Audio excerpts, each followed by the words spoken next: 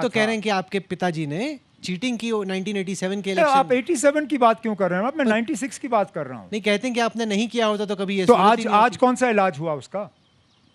आज कौन सा इलाज हुआ? चलिए आप 87 पे वापस गए, उसका आज कोई इलाज हुआ है क्या? नहीं हुआ ना। क्या फर्क आया? कुछ हासिल हुआ? कुछ 35 साल से हमें मिला क्या? दिल्ली ने जम्मू कश्मीर के लिए कुछ खास दिया? आखिर कहीं ना कहीं तो पिछले 35 साल का हिसाब किताब तो बराबर करना होगा ना। आपको लग रहा है आपका जो अलायंस पार्टनर है कांग्रेस, क्या वो जम्मू में अच्छा परफॉर्मेंस दे पाएगी? क्योंकि अल्टीमेटली 8 अक्टूबर को क्या तस्वीर उभर के आती है वो कश्मीर घाटी पे ही निर्भर नहीं करेगा, जम्मू में बीजेपी की कितनी बड़ी जीत होती है इस पे भी निर्भर करेगा। बिल्कुल, और हम उम्मीद कर रहे हैं कि कांग्रेस का जो प्रदर्शन जम्मू में है ठीक रहेगा। कोशिश तो हमारी यही है, इसलिए हमने मिलकर ये इलेक्शन लड़ने का फैसला किया ताकि जम्मू में कांग्रेस का जो है परफॉर्मेंस ठीक ठाक रहे और यहाँ पे भी हमें ठीक ठाक सीटें मिलें। राहुल गांधी आए थे हाल में श्रीनगर, आपसे उनकी मुलाकात भी हुई अलायंस टॉक्स के दौरान। कुछ फर्क आप पा रहे हैं पहले के राहुल में और अब के राहुल में? आपको कुछ नजर आ रहा है चेंज? किस लिहाज से आप बताइए कि नहीं, आप तो आप पहले सवाल पूछ रहे हैं ना, आप किस लिहाज से? उम्र उनकी ज़्यादा बढ़ गई है थोड़ी सी, और आप किस लिहाज से उनमें फ़र्क नहीं, पाना उनकी चाहते हैं? राजनीति में, उनके सोचने के तरीके में, काम करने के तरीके में कोई फर्क आपको नजर आ रहा है कि नहीं आपको नजर आ रहा? नहीं नहीं, वो एक नेता के तौर पे उभर के आए हैं। अब कौन उनका मजाक उड़ाता है? कोई नहीं। जिस तरह उनका पार्लिमानी इलेक्शन के दौरान जो प्रदर्शन रहा, जिस तरह उन्होंने मुल्क को जोड़ने के लिए एक बार नहीं 2 बार यात्रा जो है कामयाब तौर पे मुकम्मल किए, जिस तरह कई सालों के बाद 100 सीटों के आसपास कांग्रेस का जो है पार्लियामेंट में जो है उनकी तहदाद बढ़ा के पहुंचा दी, जाहिर सी बात है कि एक लीडर के तौर पे वो उभर के आए हैं। और हर बार अब जब वो बात करते हैं तो हुकूमत वाले हिल जाते हैं। आप जब नामांकन भरने गए तो वो दृश्य सबके सामने आया, आपने अपनी टोपी उतारी और बोला नहीं, कि वो उस वक्त नहीं था, वो बाद में था। आपने एक तरीके से कहा कि मैं अपनी टोपी आपके सामने रख रहा हूँ, मेरी इज्जत अब आपके हाथों में। उसको 2 तरीके से देखा गया। एक तो जो आपके सपोर्टर्स थे वो काफ़ी इमोशनल हो गए कि देखिए उमर साहब ये कर रहे हैं, ये कितनी बड़ी बात है। जो आपके क्रिटिक्स है वो कहते देखिए कितना डरा हुआ है कि इसको भीख मांगनी पड़ रही है वोटों की। अब इलेक्शन में मांगना गलत है क्या? आखिरकार लोग ये काफी डरे हुए लग रहे थे। लोग मालिक हैं, इसमें डरने वाली बात नहीं है। मुझ में वो घमंड है ही नहीं। इसीलिए मैं कहता हूँ ना, आपने पहले तो कहा कि मैं ओवर कॉन्फिडेंट हूँ। अगर मैं ओवर कॉन्फिडेंट हूँ तो मैं लोगों से वोट की भीख क्यों मांगूं? आखिरकार उम्मीदवार के तौर पे मेरा फर्ज बनता है कि मैं लोगों के सामने झुक के उनसे वोट मांगूं। मैं अगर घमंड से मांगूं तो आप कहोगे कि एरोगेंट हूँ। अब जब मैं झुक के मांगता हूँ आप कहते हो आप डरे हुए हो। मैं किसी भी तरह जीत नहीं सकता। आप मुझे बताइए ना, मुझे किस तरह मांगना चाहिए, फिर मैं आपके तरीके से मांगूंगा। आपको अपनी जनता से खुद का कनेक्ट बनाना है, हमारा उसमें कोई काम नहीं। मैं कुछ सवाल लेता हूँ। यहाँ पे सुनील जी भट्ट हैं, जम्मू से आए हैं, सवाल करेंगे जी। नमस्कार उमर साहब। उमर साहब, जैसे कि अभी हम देख रहे हैं कि जो अभी इलेक्शनरिंग चल रही है, आपने भी कहा कि उम्मीदवार कई मैदान में उतर रहे हैं जो कि स्वतंत्र इंडिपेंडेंट के तौर पर, और आपने कहा है कि इसमें कुछ साजिश की बू आती है, षड्यंत्र की बू आती है। अगर चुनाव के बाद ऐसी स्थिति उत्पन्न होती है कि बीजेपी सिंगल लार्जेस्ट पार्टी बनती है और उसको कुछ और उम्मीदवारों या जो चुने हुए एमएलएज हैं उनके समर्थन की आवश्यकता पड़ती है, और फिर अगर इंजीनियर रशीद की जो पार्टी है या जो ये जमात के लोग हैं जो चुनकर अगर आएंगे, अगर वो उनसे समर्थन लेंगे तो जम्मू कश्मीर की राजनीति और जम्मू कश्मीर की सुरक्षा की स्थिति पर इसका क्या असर पड़ेगा? आपने अपने सवाल में इतने अगर डाले कि इस सवाल का कोई जवाब ही नहीं दे सकता हूं मैं। अगर उनके नंबर ज़्यादा आए, अगर उन्होंने इंजीनियर रशीद से मदद ली, अगर इसमें जमात वाले शामिल हुए तो फिर क्या? अब इस सवाल का जवाब यहाँ बैठ के दिया ही नहीं जा सकता ना। 8 अक्टूबर के बाद अगर बीजेपी के नंबर आते हैं, अगर वो हुकूमत बनाते हैं, फिर हम बैठ के इस सवाल पे जो है हम चर्चा कर सकते हैं। अभी तो वो नौबत आई नहीं।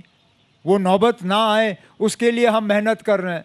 हमारी कोशिश है कि जम्मू में उनकी सीटें कम रहें, कश्मीर में वोट जो है वो बिखर ना जाए।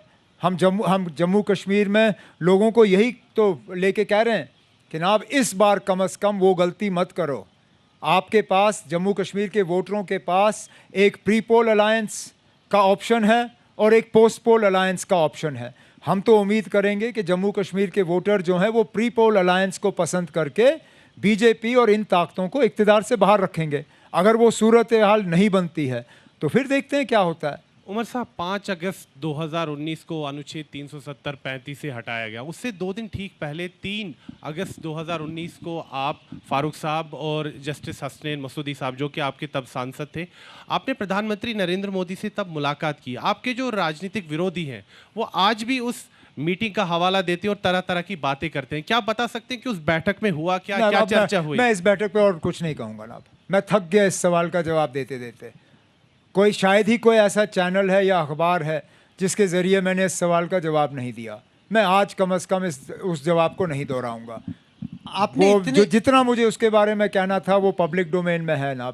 मेरे मुखालिफ हर हरबे को इस्तेमाल करेंगे, करने दीजिए, इलेक्शन का वक्त है, कौन रोक सकता है उनको। उमर साहब, जो सज्जाद लोन और आप है, आपकी जो राजनीतिक लड़ाई है वो तो ठीक है, लेकिन कई व्यक्तिगत होती जा रही है। वो आप पे क्यों? मैंने व्यक्तिगत रूप से उसके बारे में क्या कहा ना? नहीं, मैं आपके बारे में ये बोल रहा हूँ कि अभी जो हाल ही में जैसे राहुल ने जिक्र किया कि जब वो आप अपना नामांकन पत्र भर के आए, फिर आप समर्थकों को संबोधित कर रहे थे, फिर जब आपने टोपी कहा कि मेरी टोपी आपके हवाले, उसका मजाक सज्जाद लोन साहब ने उड़ाया। देखिए ना, सज्जाद लोन साहब का एक राजे का अंदाज है, मेरा वो अंदाज है नहीं। अब अगर मैं झुक के वोट मांगता हूं, अगर ये मजाक बनता है तो ठीक है ना, आप मजाक बनाइए। मैं कम से कम अपने वोटरों की इतनी इज्जत करता हूं कि मैं झुक के उनसे वोट मांगता हूं, और मुझे नहीं लगता है इसमें शर्मिंदा होने की ज़रूरत है। मालिक वोटर है, मैं वोटरों का नौकर हूं, मैं वोटरों का खादिम हूं। मेरा फ़र्ज़ बनता है कि मैं झुक के उनसे जो है उनका वोट मांगूं। वोट देने का अधिकार उनका है। मैं यहाँ बादशाह नहीं हूँ, मैं कोई राजा नहीं हूँ। लोग मालिक हैं, मैं उनकी खिदमत करना चाहता हूँ। अगर मतलब झुक के उनसे वोट मांगना गुनाह है तो मैं 10 बार ये गुनाह जो है करने के लिए तैयार हूँ ना। मुझे ये बात कहने में या इस चीज़ को दोहराने में कोई हिचकिचाहट महसूस नहीं होती। सर, आपने पिछले 25 साल में कई चुनाव देखे हैं, इस इलेक्शन को बीते चुनाव से आप कैसे अलग पाते हैं?